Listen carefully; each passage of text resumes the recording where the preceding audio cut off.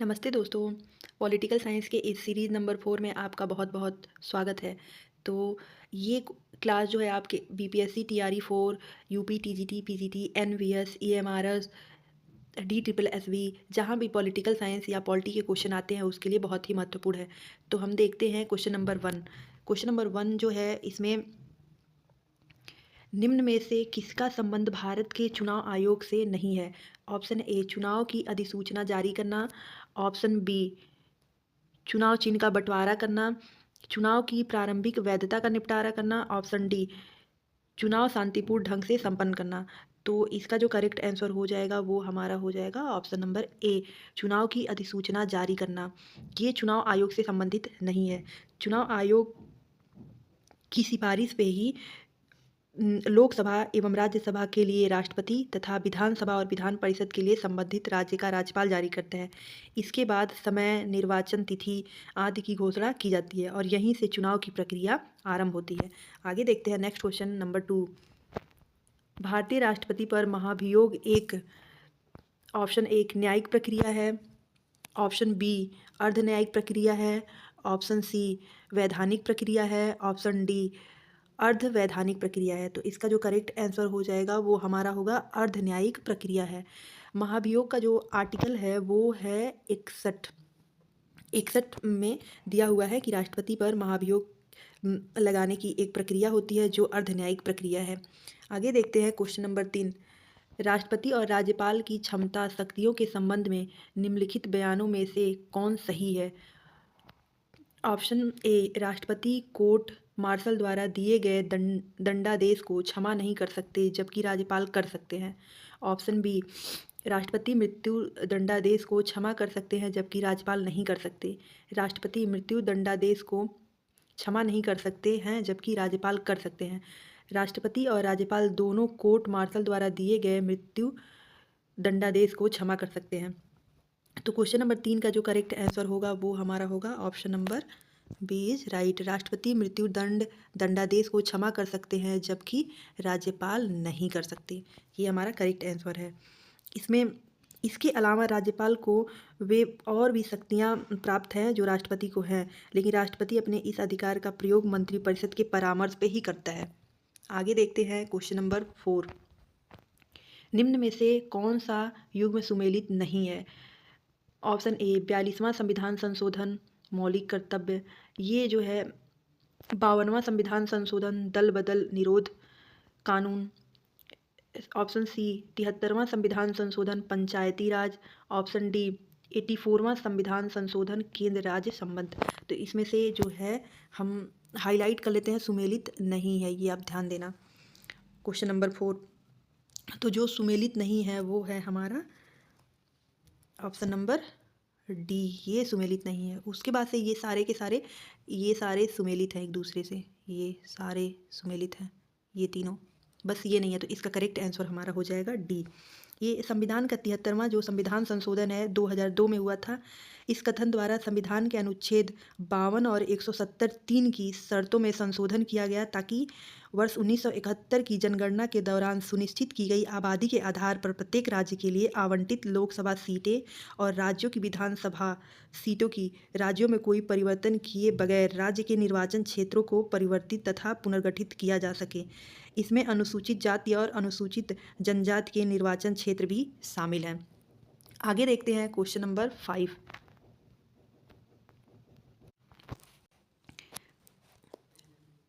Question 5, राज्य के नीति निर्देशक तत्व के विषय में क्या सत्य है? तो ऑप्शन ए ये न्याय योग्य नहीं है, ये न्याय योग्य है, ऑप्शन सी दोनों, इनमें से कोई नहीं। तो इसका जो करेक्ट आंसर होगा हमारा क्वेश्चन नंबर 5 का ये न्याय योग्य नहीं है राज्य के नीति निर्देशक तत्व, ऑप्शन ए करेक्ट होगा। इसमें देखते हैं भारतीय संविधान के भाग चार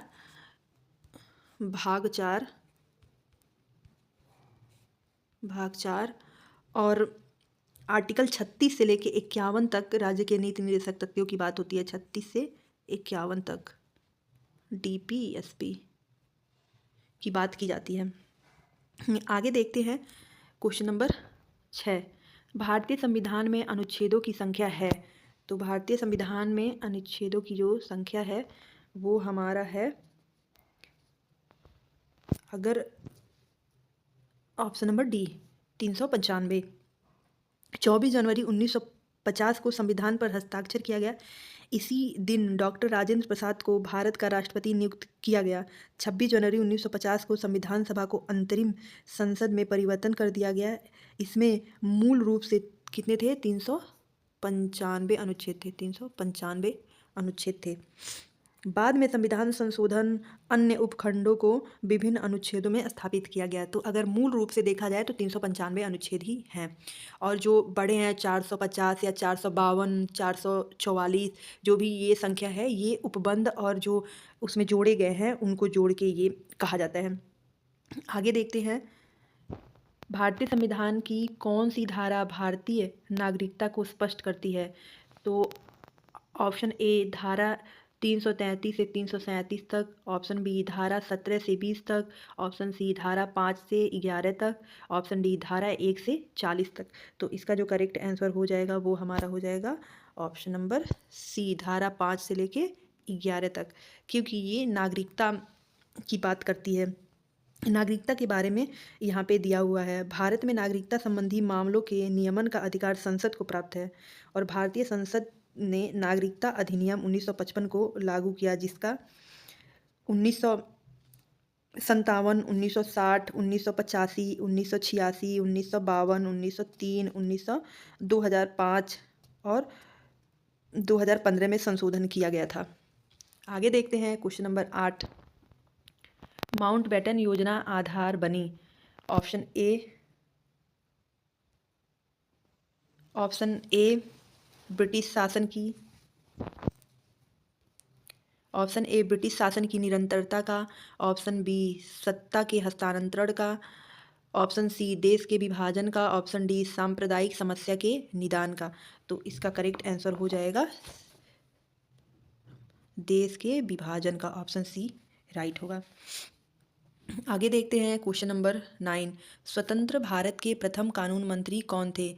तो option A BN Rao, option B VR Ambedkar, option C Abul Kalam Azad, option D Jagjivan Ram. तो इसका करेक्ट आंसर होगा doctor VR Ambedkar, option number B.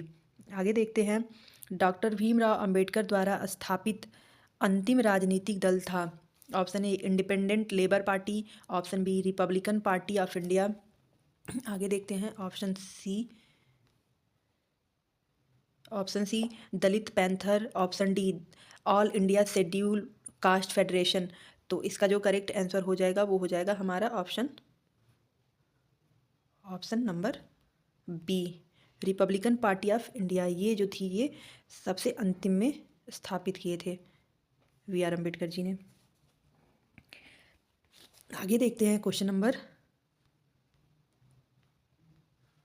11। Mahatma Gandhi द्वारा असहयोग आंदोलन को अंततः वापस लिया गया। ऑप्शन ए पार्टी के दिशा निर्देशों पर, ऑप्शन बी चौरी चौरा के हिंसक वारदात होने के कारण, ऑप्शन सी ब्रिटिश सरकार के साथ शांतिपूर्ण समाधान होने पर, ऑप्शन डी सरकार द्वारा दमनकारी कार्यवाही होने के कारण। तो 11 का जो करेक्ट आंसर हो जाएगा वो हमारा हो जाएगा बी, चौरी चौरा के हिंसक वारदात होने के कारण।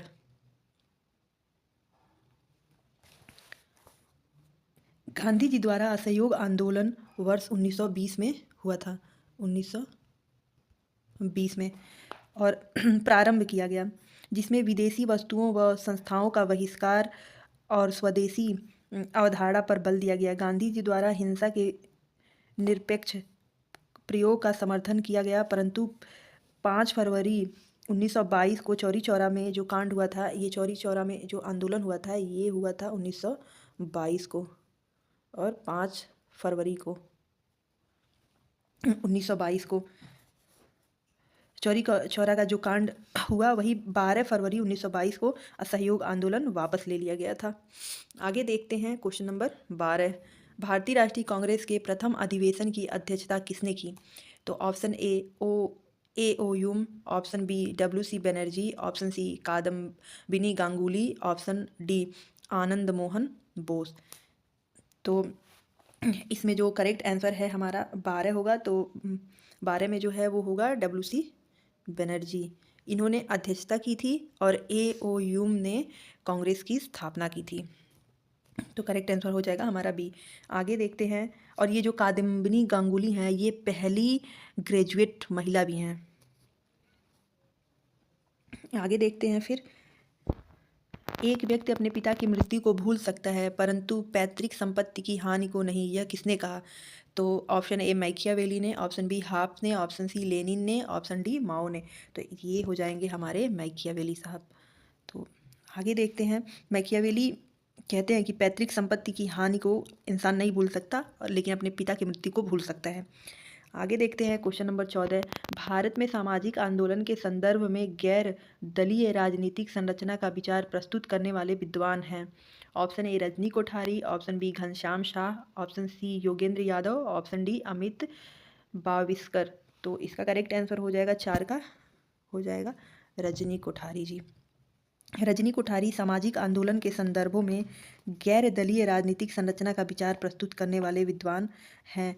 रजनी कोठारी भारत के सुप्रसिद्ध राजनीतिक विज्ञानी, राजनीतिक सिद्धांतकार, शिक्षाविद तथा लेखक हैं। इन्होंने विकासशील समाज अध्ययन पीठ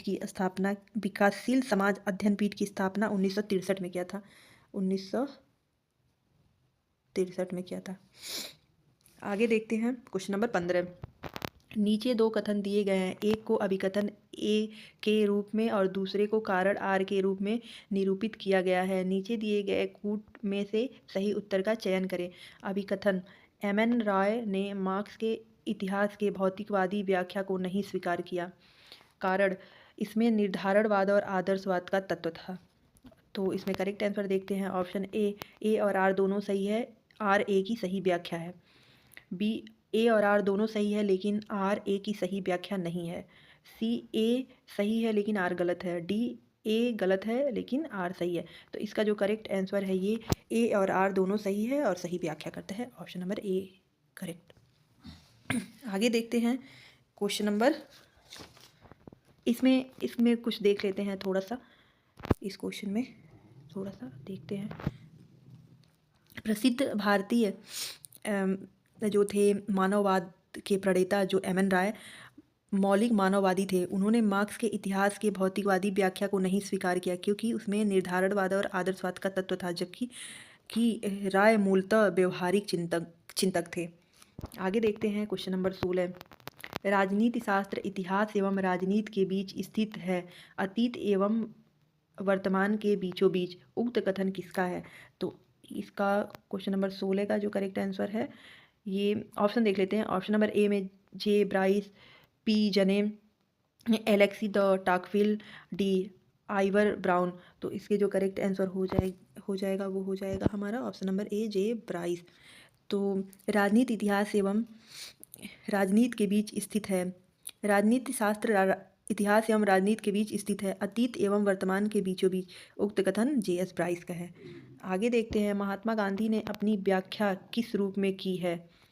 ऑप्शन ए तात्विक या दर्शनात्मक अराजकतावादी, ऑप्शन बी इच्छा स्वतंत्रवादी, ऑप्शन सी सामाजिक लोकवादी, ऑप्शन डी सामाजिक उदारचेता।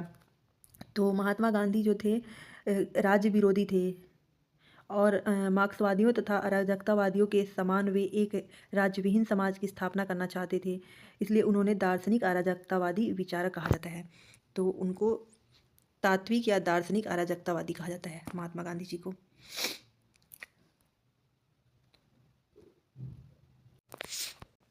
Question number 18। कौटिल्य का अर्थशास्त्र निम्न में से किस विषय से संबंधित है?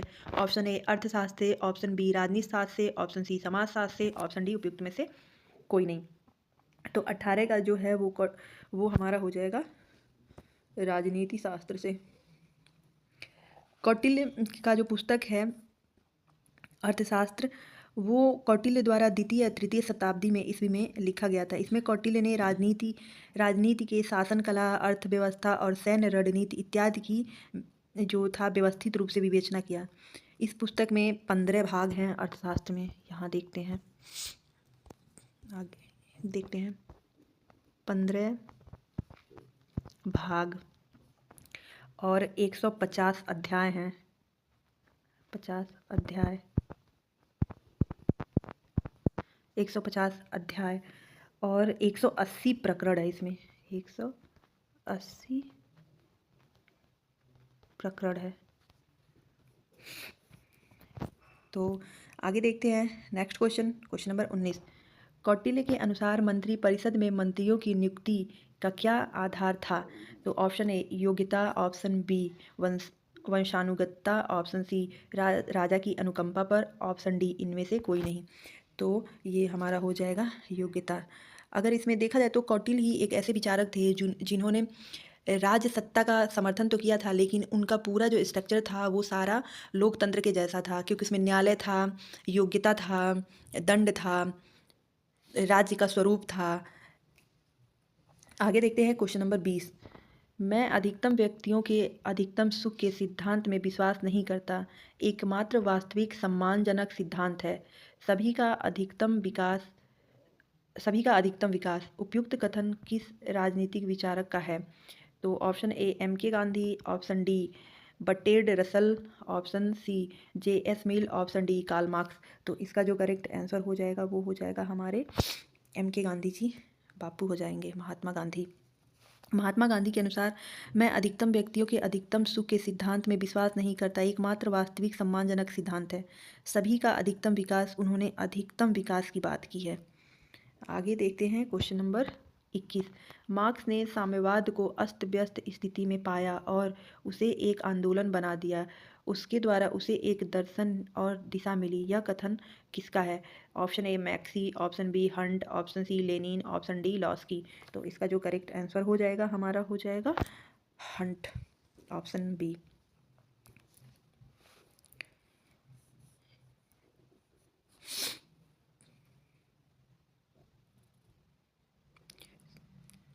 सॉरी, इसका जो करेक्ट आंसर होगा वो हो जाएगा ऑप्शन नंबर डी, लॉस्की होगा इसका। लॉस्की ने कहा मार्क्स ने साम्यवाद को अस्त व्यस्त स्थिति में पाया और उसे एक आंदोलन बना दिया। उसके द्वारा उसे एक दर्शन और दिशा मिली। मार्क्स को वैज्ञानिक समाजवाद के प्रतिपादक के रूप में भी जाना जाता है। आगे देखते हैं।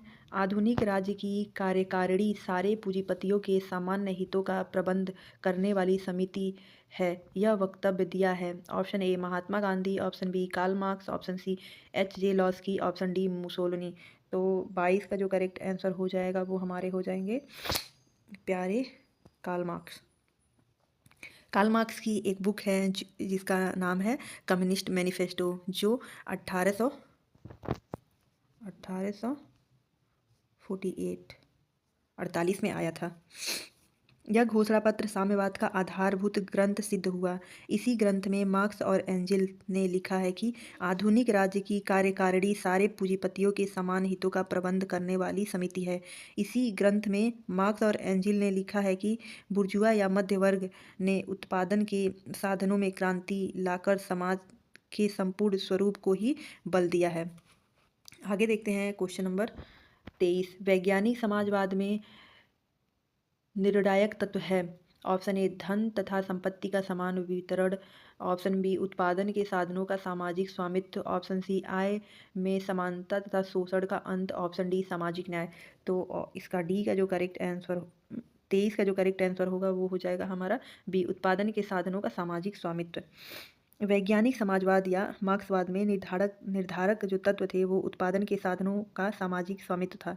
ऐतिहासिक भौतिकवाद की मुख्य मान्यता यह है कि उत्पादन की शक्तियों का विकास धीमे धीमे होता है, परंतु जब इनका स्वरूप आमूल बदल जाता है तब प्रचलित उत्पादन संबंध उन शक्तियों को संभालने योग्य नहीं रह जाता। ऐसी हालत में उत्पादन की शक्तियों और उत्पादन संबंधों में संघर्ष होने लगता है।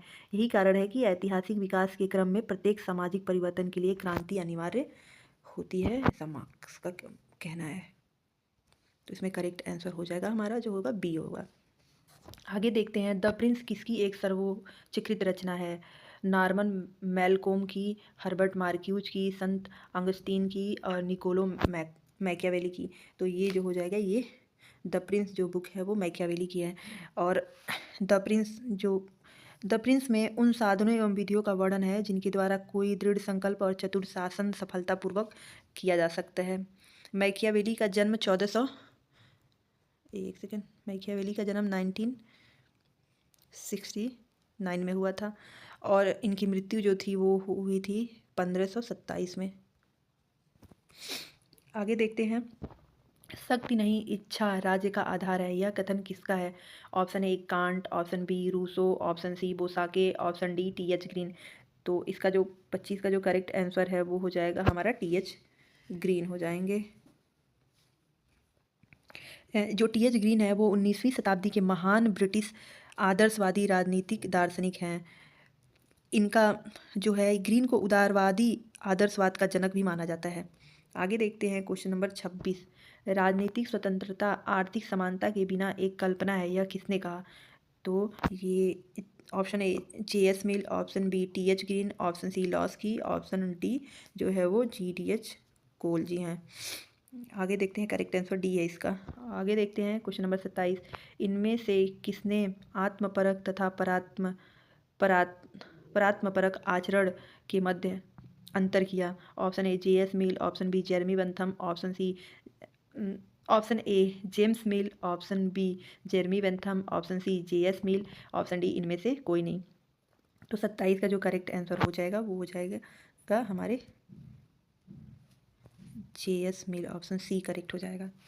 जे.एस. मिल की जो प्रसिद्ध बुक है वो है ऑन लिबर्टी, और जे.एस. मिल ने ही महिलाओं के लिए सबसे ज़्यादा और अच्छे वे में आवाज़ उठाया था। आगे देखते हैं, क्रांति का कारण सदैव असमानता में पाया जाता है, यह कथन किसका है? Option A Barker, option B Sabine, option C अरस्तु, ऑप्शन डी मैक्सी। तो क्वेश्चन नंबर 28 का जो हो जाएगा वो हो जाएगा करेक्ट आंसर हमारे प्यारे अरस्तु जी हो जाएंगे। Option number C correct. आगे देखते हैं, रूसो के पश्चात किस दार्शनिक ने सामाजिक संविदा की अवधारणा को एक दार्शनिक उपकरण के रूप में प्रयुक्त किया है?